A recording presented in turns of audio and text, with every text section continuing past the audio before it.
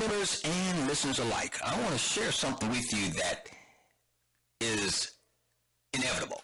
It's not a maybe or if, it will indeed happen, and that is the Fed increasing the Fed fund rate a minimum of 2 more times in 2017.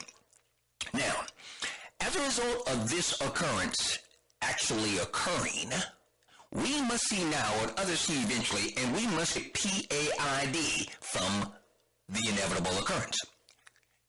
And so at this particular time, I'd like to share with you a very, very simple way and means of getting PAID from a particular industry that's going to get devastated as a result of the Fed increasing the Fed fund rate again.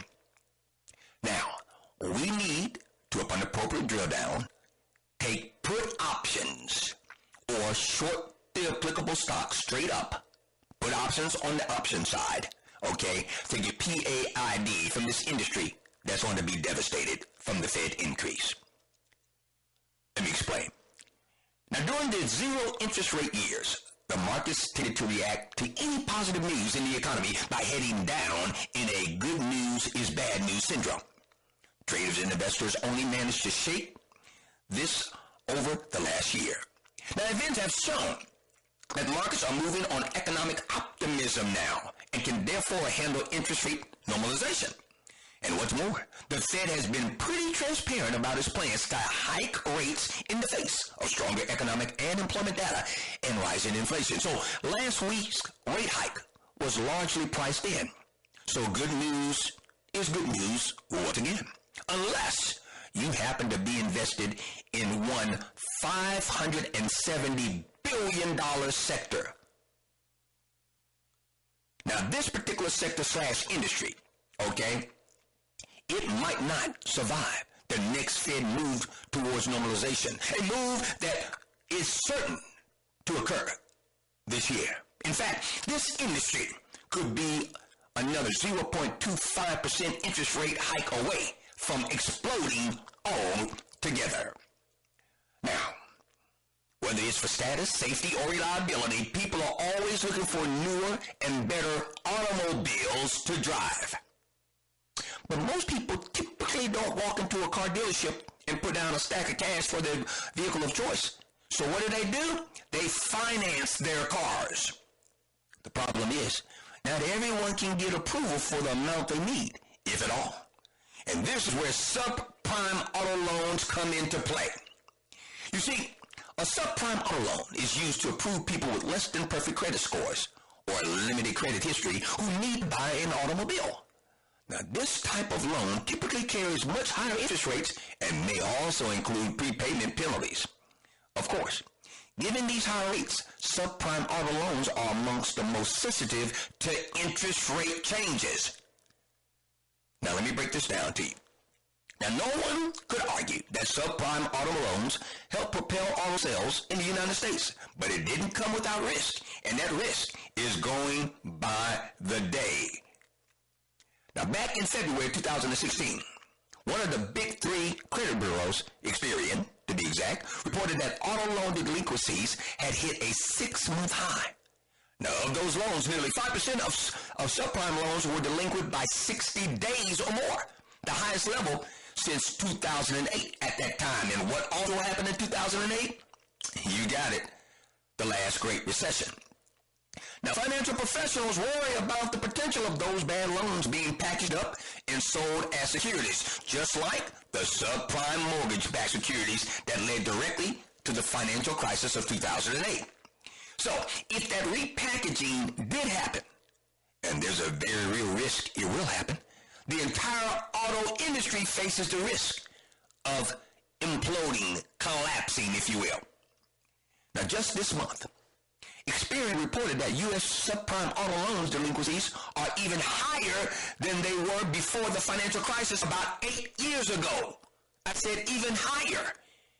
Now, losses for those loans came in at 9% in January, up from 7.9% in January of 2016. And even worse, it's reporting recoveries dropped to 34.8%, the worst since early 2010. And family members and listeners alike, this is only the beginning. You see, banks and finance lenders are expecting their losses in the subprime areas to increase even further. Investors in bonds backed by these loans want higher yields, which would drive up borrowing costs for banks and lenders. Put simply, they're losing profits, and it will likely just get worse if the Fed sticks to its guns to raise interest rates aggressively. Now, enough of this delinquent loans floating around bundled into asset-backed securities could disrupt the economy once again. And that would be the other knockdown blow for the auto industry. Now, the long-time practice of lending money to people who can't afford it and not providing reasonable alternatives has brought us to this point once again. What's more, if delinquencies come to a head, repossessions will rise steadily, and a lot of people will be left high and dry without the ability to go to work and provide for their families. At the same time, financial stocks are strong and getting stronger. This is a rising rate environment, after all, making them, talking about the financial stocks, attractive to buy and hold investors. That means, family members and listeners alike, it is absolutely critical for you to do your homework before you buy or get into a particular trade dealing with financial stocks. If you're going long, you want to make absolutely certain that the bank or lender you're buying has very, very limited exposure or no exposure at all to the subprime auto loan industry, for it will indeed implode. Now, conversely, if you find a particular financial entity, you find a financial lender that is heavy in automobile loans, aka Banco Santander Wealth Institute family members, then put option upon completion of the appropriate drill down or straight up short on the stock is applicable to get us PAID from the inevitable, which is the implosion of the subprime lending market as it relates to automobiles. We see now what others see eventually, and we will get PAID from this situation. You're inside the class without walls. I'm your humble servant, Dr. Ken the Wiz, and when we come back, yours truly is going to give you information that would allow you